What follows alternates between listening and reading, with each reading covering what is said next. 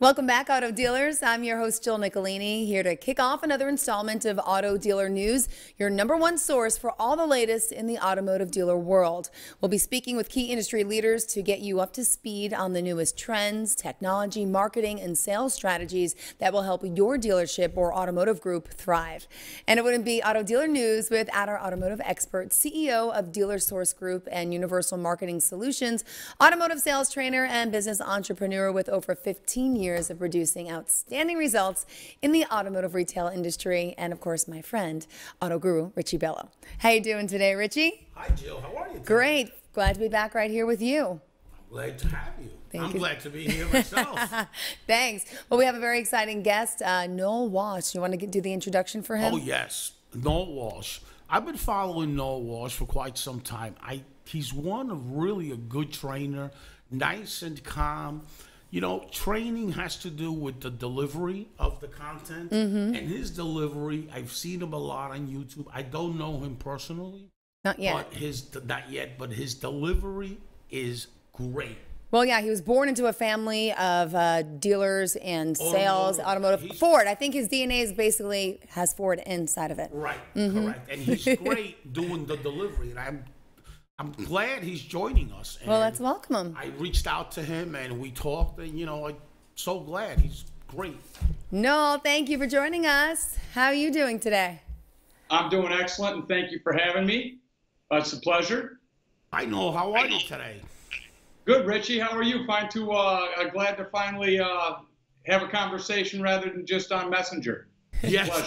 How you doing? So, no, like one of the things that I really, content is content. You can have really good content and your delivery is not good. It's not good. You have one of really good content, but your delivery is great as far as retention. I watch your YouTube and I pick it up right away. As a matter of fact, I've given it to other people that I know, and they pick it up right away. You got great delivery because you're animated, you're nice and calm, and that's really important. And I really love the way you deliver your training material. Could you share with us that whole process you have?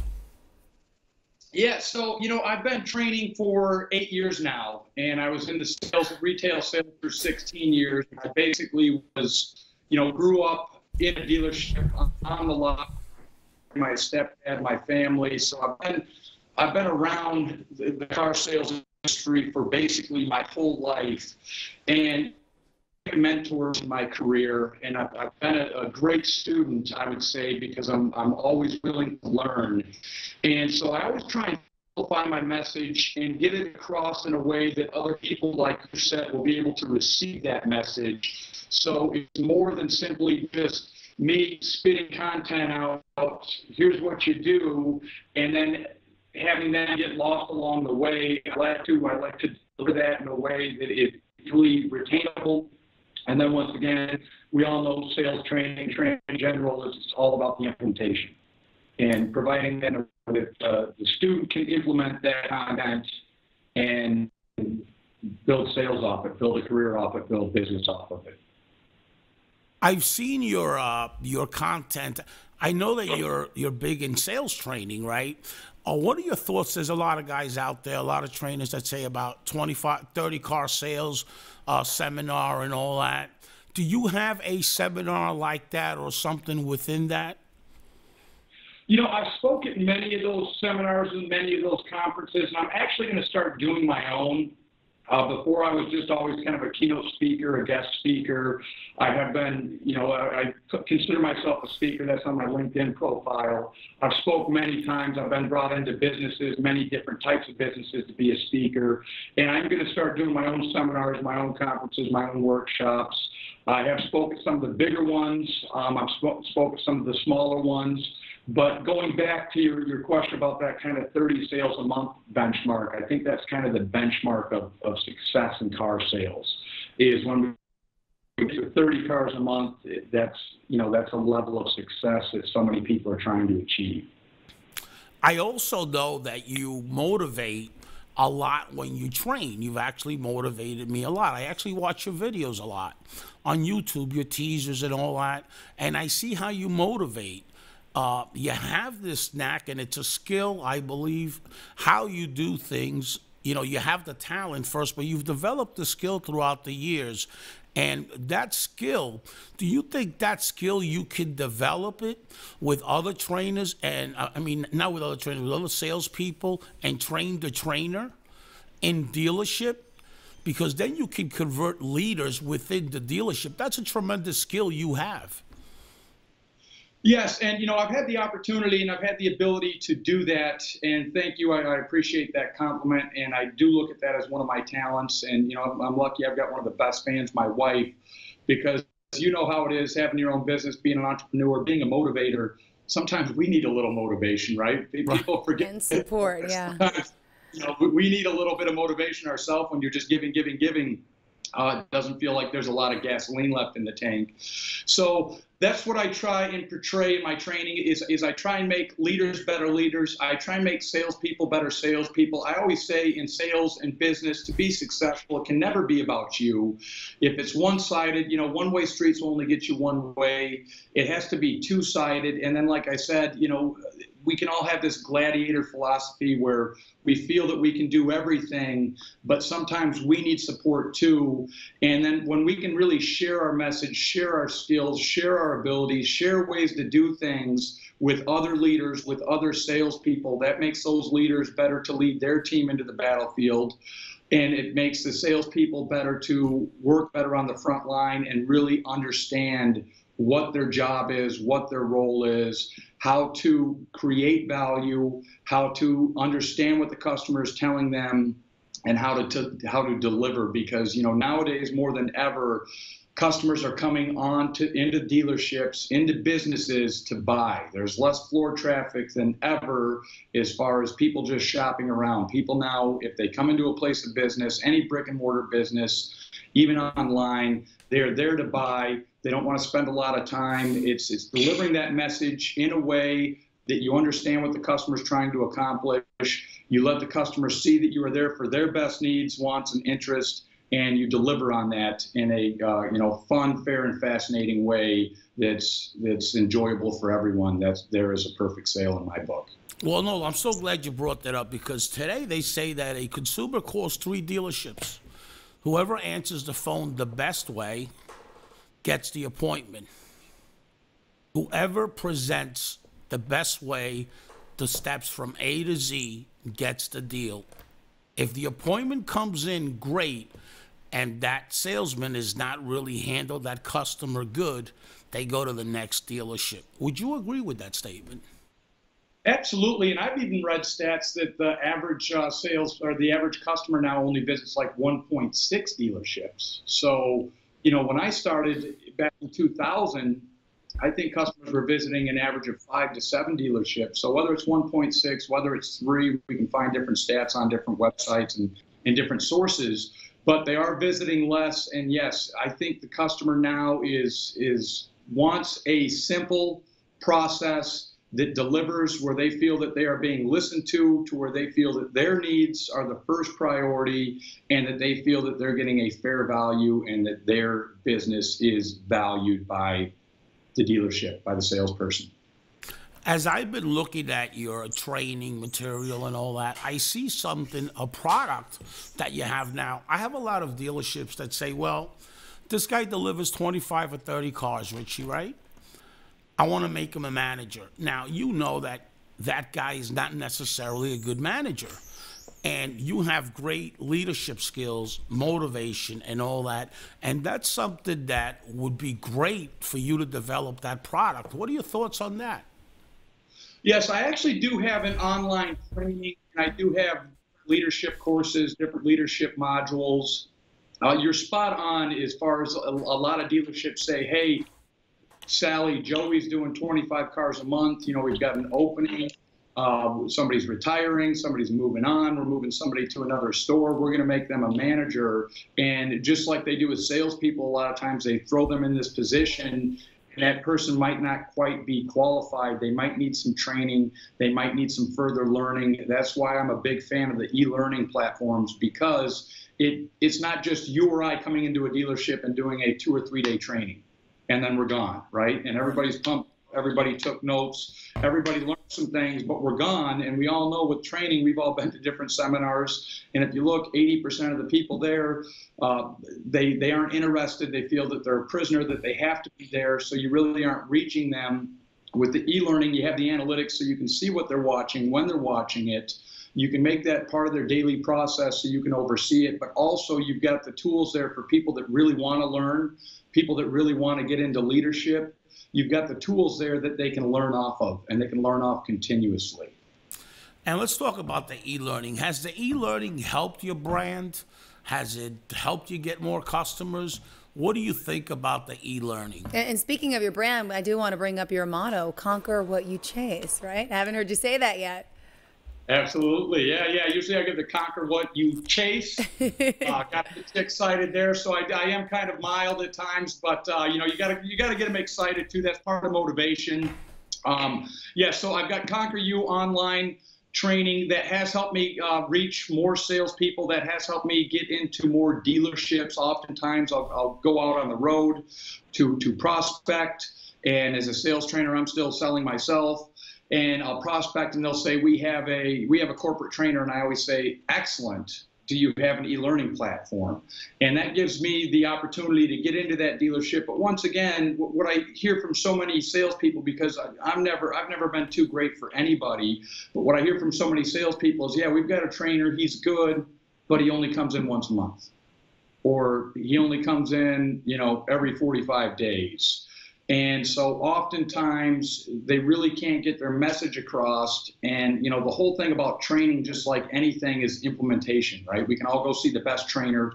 They can give us a workout schedule. They can tell us when to work out, what to eat.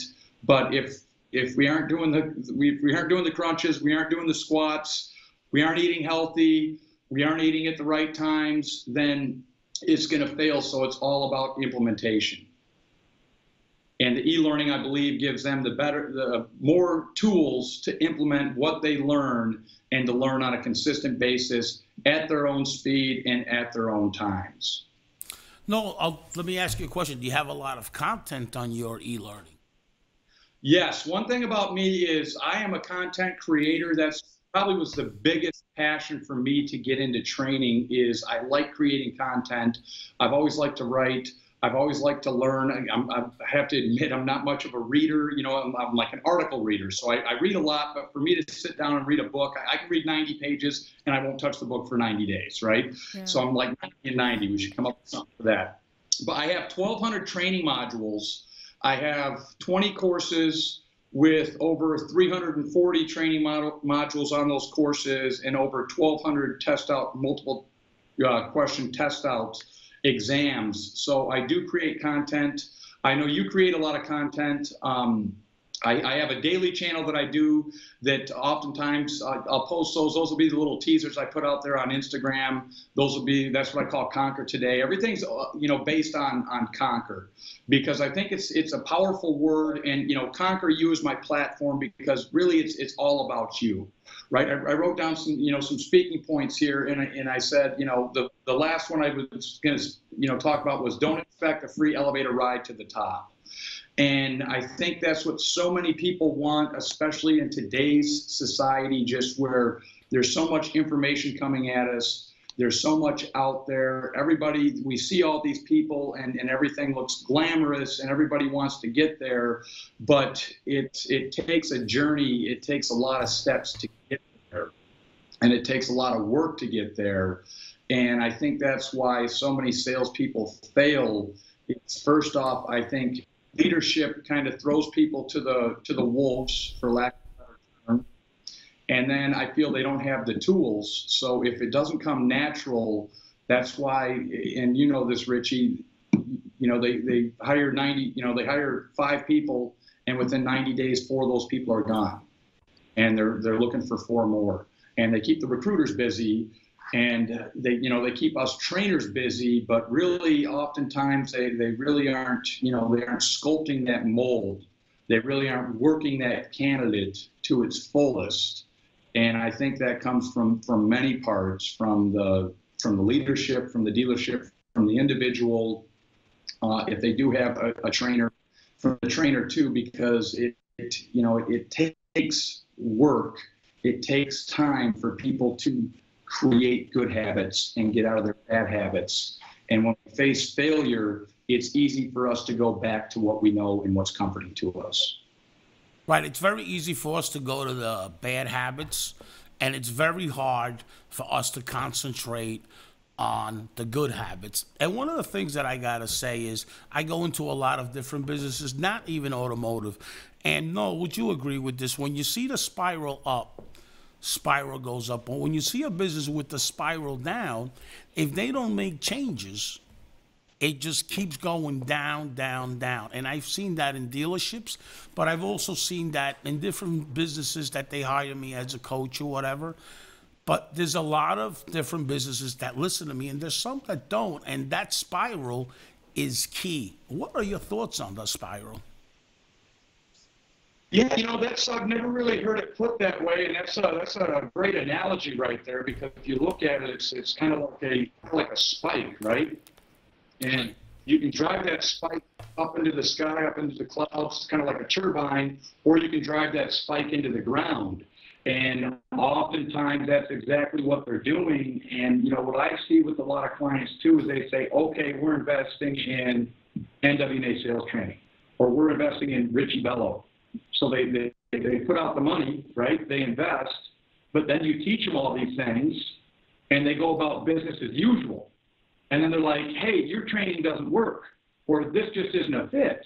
And we want to say, no, it is a fit, but it's more than just putting the money out, right? You can buy the greatest book of all times, but if you don't read that book, you aren't going to get anything from it.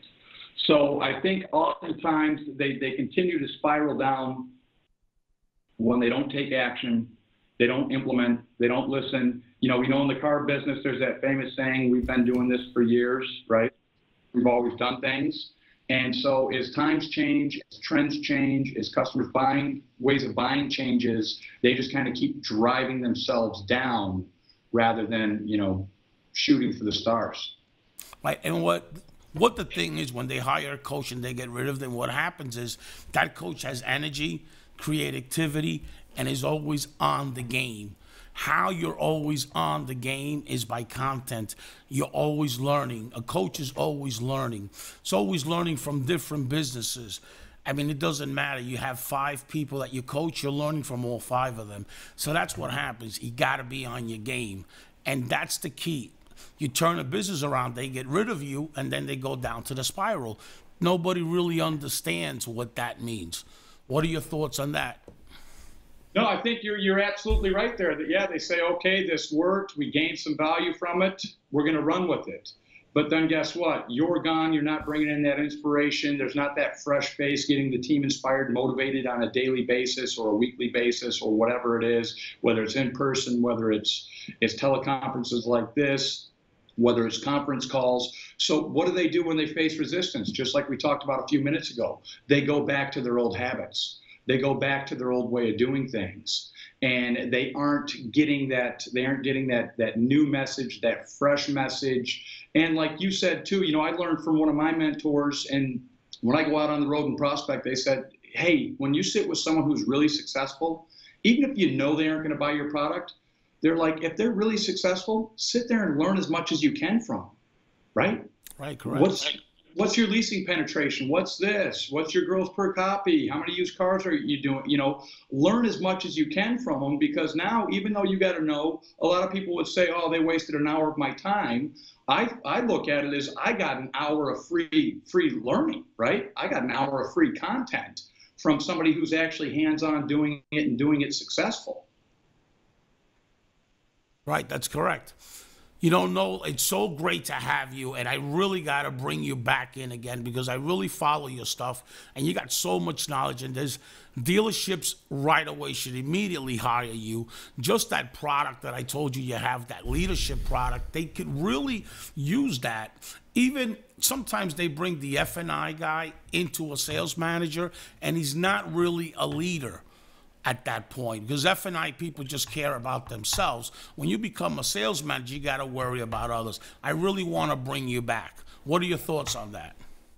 Oh, it would be an honor and a pleasure. It's been great being on the show. I love the whole setup. Everything came together really smooth. I've been on many different platforms, many different shows like this, and to give you and your team kudos. This is one of the more professional, well set up teams. Just great questions, great back and forth conversation, and I was just really impressed and pleased with everything from start to finish. But no, you don't have to lie to us. We were a little late. We were a little late with you, so we do apologize. We don't have it all in the bag yet. We're learning. We're trying our best. So we need a little e-learning help maybe about time, right? Yes, time we'll be absolutely. on time, Noel, we promise.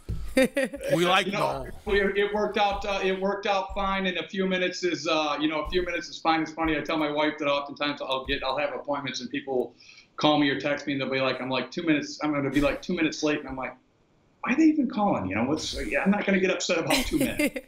I always try and get there 5 or 10 minutes early myself, but life happens, and sometimes you just kind of have to go with the flow a little bit. That I notice it at times in my life when I'm a little bit too focused on perfection, I get a little stiff, I get a little cranky, and I get tunnel vision, which at times is good, but sometimes you have to open up your peripheral vision, expand the horizons around you, right, and see what's going on around you. And as my wife teaches our kids, sometimes you just kind of have to go with the flow. Good. Well, thank you. We do really appreciate it. And unfortunately, it's closing time right now here at Auto Dealer News. We want to thank you all for watching. And once again, I'm your host, Jill Nicolini. Pleasure to be here with you all. Thank you, Noel, again. We appreciate it. And, of course, Richie for making it all happen. We'll see you right here next time on Richie Bello TV. And Melissa's up next. Yes, she is. Thank you for waiting, too.